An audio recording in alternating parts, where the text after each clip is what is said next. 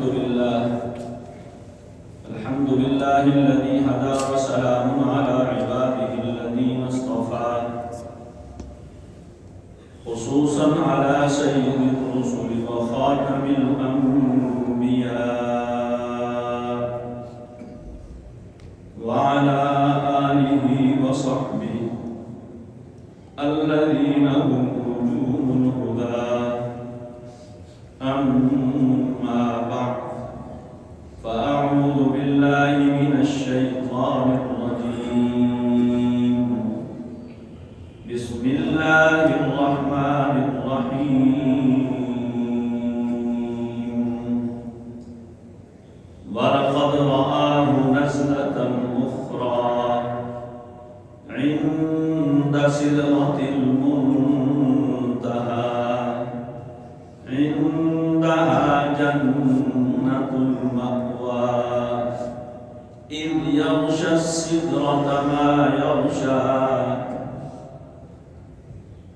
وقال النبي صلى الله تعالى عليه وسلم رأيت النور الأعظم أو كما قال صلى الله تعالى عليه وسلم صدق الله العظيم وصدق رسوله النبي الكريم ونحن على ذلك لمن الشاهدين والشاكرين والحمد لله رب العالمين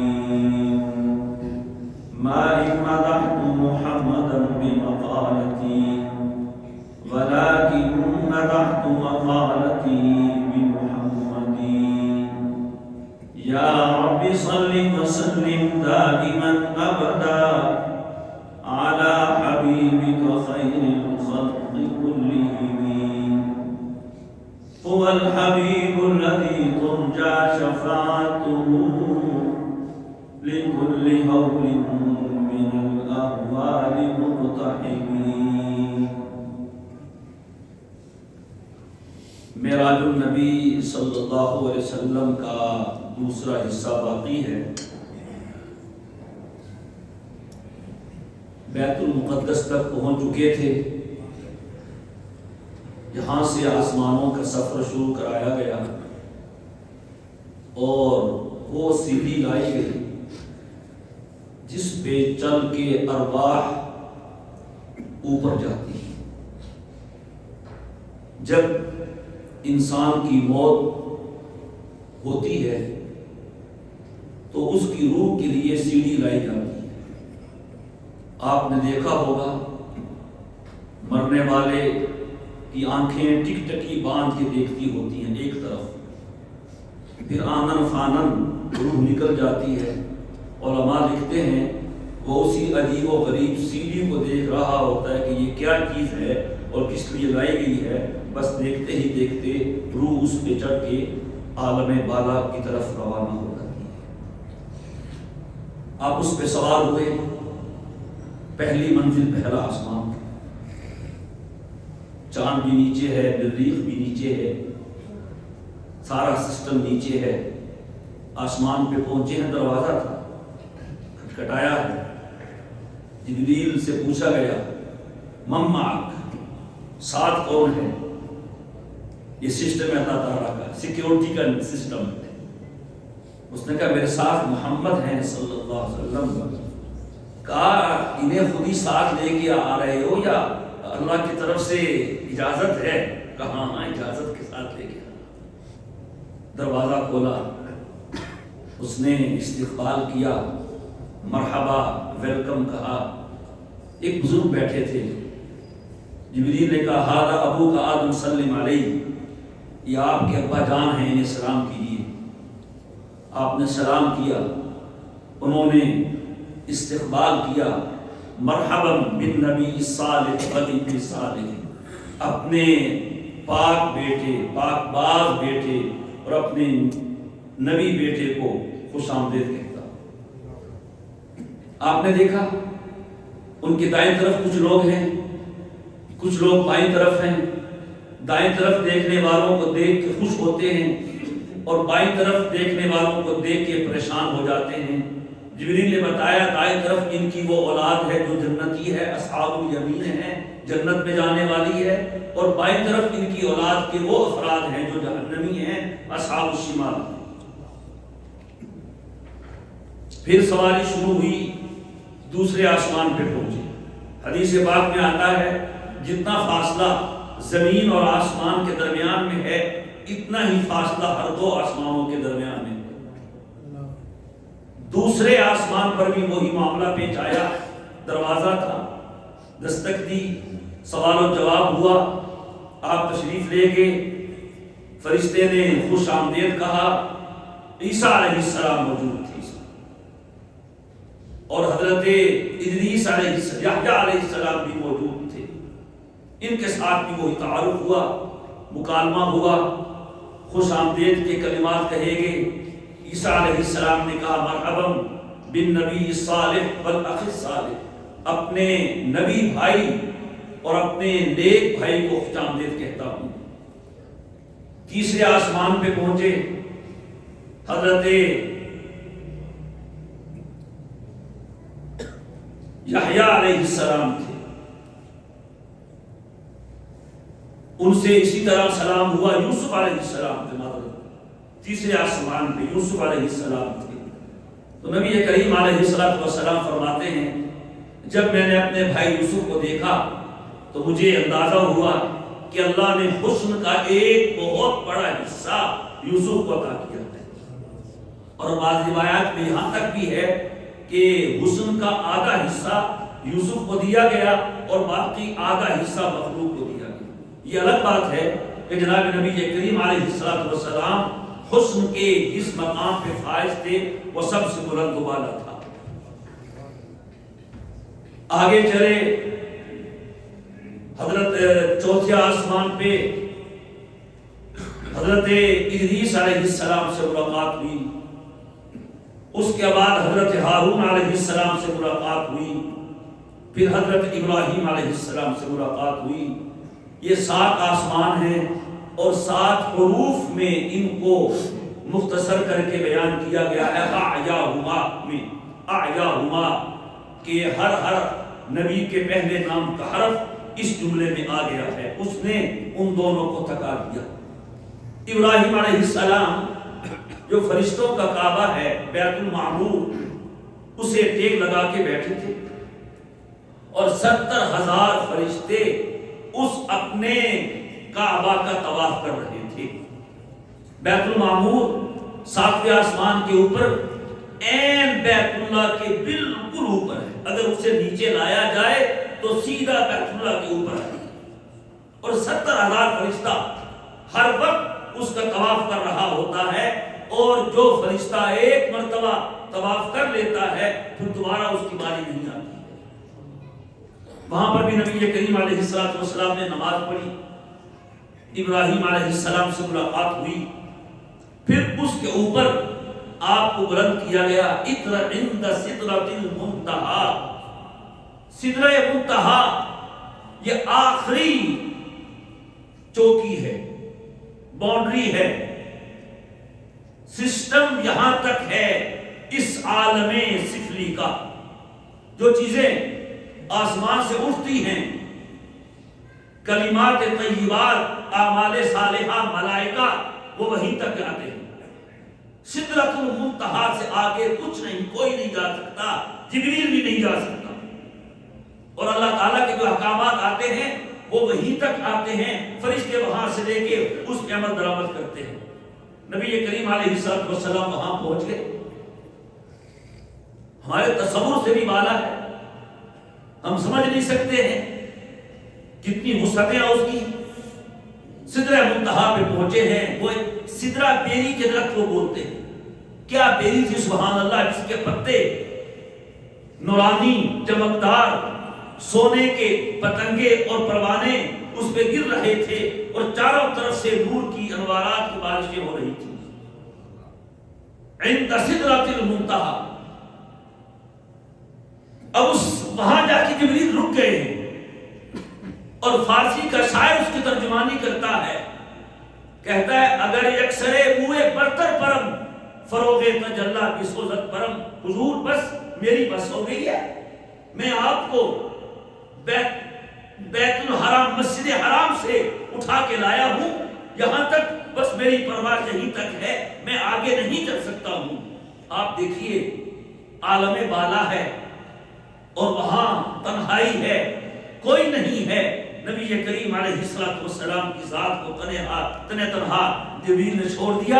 اللہ تبارک و تعالی یہ بتانا چاہتے ہیں کہ دیکھو جبریل امین جو فرشتوں کا اور نورانی مخلوق کا سردار ہے، اس کی پرواز جہاں ختم ہوتی ہے، میرے مصطفیٰ کی پرواز وہاں سے شروع ہوتی ہے۔ ثم دنا فتدلی فکان قاب قوسین او ادنی، پھر حضور کو اللہ نے بلند کیا، اونچا کیا، اتنا تدلا فدنا، اتنا بلند کیا کہ اپنے قریب لے آئے۔ یہ مقام دنو ہے، مقام تدلی ہے، ازل سے بنا دیا گیا تھا کسی کے بٹھانے کے لیے۔ آدم علیہ السلام سے لے کے عیسیٰ بن مریم تک زمانے آتے رہے، نبی آتے رہے، لیکن کوئی یہاں نہ بیٹھ سکا۔ یہ وہ مقام ہے، کوئی نبی مرسل، کوئی ملک مقرب، کوئی فرشتہ، کوئی بشر وہاں نہیں جا سکا ہے۔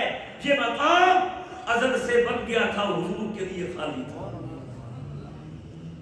ثم دنا فتدلی فکان قاب قوسین او ادنی فأوحى إلى عبده ما أوحى، بٹھایا ہے اور اس حسن ازلی نے اپنے سارے حجاب ہٹا دیے۔ حضور خود فرماتے ہیں رأیت النور الاعظم، میں نے اس نور اعظم کو دیکھا ہے۔ موسیٰ علیہ السلام تمنا کرتے رہ گئے، نہیں دیکھ پائے، وجہ یہ تھی وہ اس دنیا میں چاہتے تھے، اس دنیا میں دیدار ربانی ممکن نہیں، ہاں خدا کے پاس جا کے تو ممکن ہے، جس طرح جنتیوں کو جنت میں ہوگا اور ایمان والوں کو قیامت کے دن بھی ہوگا۔ تین چیزیں عطا کی ہیں، 5 نمازیں، 50 نمازیں، زمین پر بھی بھیج سکتے تھے، کچھ تو دینا تھا نا۔ اس سے اہمیت ہے، اندازہ لگائیے نماز کا تحفہ ہے۔ اور سورہ بقرہ کی آخری 2 آیتیں، اور تیسری چیز کا میرے حبیب تم میرے پاس آئے ہو، محبوب کے پاس جاتا ہے، تحفے تحائف کا تبادلہ ہوتا ہے۔ تیسرا تحفہ آپ کے لیے یہ ہے، میرا آپ کی امت سے وعدہ ہے، آپ کا جو امتی اس حال میں میرے ساتھ ملے گا کہ میرے ساتھ کسی کو شریک نہیں ٹھہراتا ہوگا، میں اسے بخش دوں گا۔ وہاں حضور نے قلم چلنے کی آوازیں جو سنی، شریف الاقلام، اس کا تو پورا سسٹم ہے۔ ہماری نادرا اور ہمارا کمپیوٹر نظام کیا ہے؟ خدا کی قسم، جو تاریخ عالم رقم ہے، لوح محفوظ سے فرشتے اپنے اپنے محکموں کی کاپیاں، نوٹیفیکیشن وہاں سے آرڈر لے کے اس پہ عمل درآمد کر رہے ہوتے ہیں۔ پھر جنت جہاں ہے، حدیث میں ہے کہ عرش کا جو فرش ہے وہ جنت الفردوس کی چھت ہے، وہاں لگایا گیا حضور کو۔ حضور نے اپنی آنکھوں سے جنت کو دیکھا ہے، اس کے مناظر کو دیکھا ہے، اس کی نعمتوں کو دیکھا ہے۔ فرماتے ہیں رأیت ما رأیت منظرا قط احسن منہ، میں نے زندگی میں اتنا حسین منظر نہیں دیکھا جو میں نے جنت میں دیکھا۔ اللہ ہم سب کو دکھائے، حضور نے دیکھ لیا، ہم نے دیکھ لیا، ہمیں یہ حضور ہمیں آپ کی آنکھوں پہ یقین ہے یا رسول اللہ، آپ نے دیکھ لیا، آپ کا دیکھنا ہم سب کا دیکھنا ہے۔ جہنم بھی دیکھی،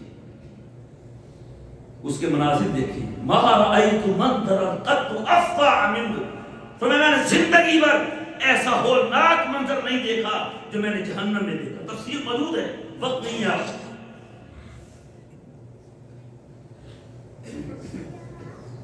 اب واپسی کا سفر ہو رہا ہے، واپس ہوئے، ابراہیم علیہ السلام ملے، جد امجد ہیں، سبحان اللہ، ابو الانبیاء ہیں، اوپر کے 10-11 نبیوں کو چھوڑ کر تمام نبی ابراہیم علیہ السلام کی اولاد میں سے، کوئی بنی اسماعیل سے ہے، ایک ہے نبی بنی اسماعیل میں سے، وہ محمد رسول اللہ ہے، باقی تمام انبیاء بنی اسرائیل میں سے آئے۔ پوچھا، بتایا، یہ دیا، یہ 3 چیزوں بتا دی ہیں، لیکن فرمایا فَأَوْحَا إِلَىٰ عَبْدِهِ مَا أَوْحَا، ہم نے اپنے بندے سے جو کہنا تھا سو کہہ دیا، ہم جانے اور وہ جانے، وہ الگ ہے، وہ ہمیں نہیں معلوم۔ اور پوچھا نمازیں 50، ٹھیک ہے۔ نیچے آئے، موسیٰ علیہ السلام سے ملاقات ہوئی، پوچھا، موسیٰ تو موسیٰ تھے کلیم اللہ، سناؤ جی کی بڑھیا، پھر بڑھنا کسی 50 نمازیں لے کے چل رہے ہیں امت لی۔ موسیٰ علیہ السلام نے کہا حضرت 50 نمازیں 24 گھنٹے ہوتے، میں کہہ رہا ہوں آدھا بھی کرے 48 بنے گی، ہر آدھے گھنٹے کے بعد ایک نماز پڑھیں پھر بھی 48 بنتی ہیں، 2 پھر بھی رہ جاتی ہیں۔ کھائے گی کب امت آپ کی، سوئے گی کب، کاروبار کب کرے گی؟ حضور کو بھی خیال آیا، لیکن وہ تو جب چاہو جمال کے دامن میں تھے تو یہ خیال نہیں تھا، پر جو دیا ہے صحیح ہے۔ دوبارہ گئے ہیں کہ اللہ زیادہ ہیں، 5 کم، کتنی؟ پھر آئے 9 دفعہ۔ اللہ نے نماز کی تخفیف کا تو بہانہ بنایا، اپنے محبوب کو 9 مرتبہ دیدار عطا فرمایا، 5 رہ گئی۔ اب بھی موسیٰ کہتے ہیں حضرت 1 دفعہ اور چلے جائیے، یہ بھی زیادہ ہیں، لیکن نبی کریم علیہ السلام اب نہیں گئے ہیں، سمجھ رہے تھے نا، اب جانا یہی معاف کرانی ہے، جب 5 معاف ہو رہی ہیں تو 5 ہی باقی ہیں، اب جانے کا مطلب یہ ہے کہ یہ بھی واپس لے لو، امت کے لیے کیا لے کے جاؤں گا؟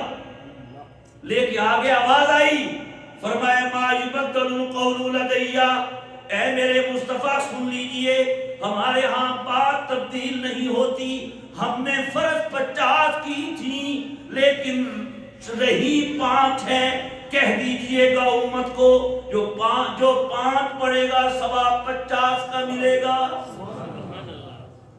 تیری معراج کہ تو لوح و قلم تک پہنچا، اور میری معراج کہ میں تیرے قلم تک پہنچا۔ معراج کے تحفوں میں سے انشاءاللہ آئندہ جمعے گفتگو کریں گے، ایک بڑا تحفہ نماز کا ہے۔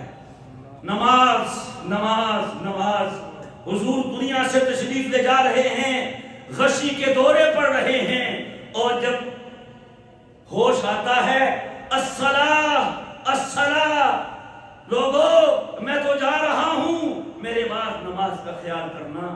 اللہ ہمیں بھی، ہمارے گھر والوں کو بھی، پوری امت کو نمازی بنا دے، اور اس معراج کے تحفے کی قدر کرنے کی توفیق عطا فرما دے۔ وآخر دعوانا ان الحمد للہ رب العالمین۔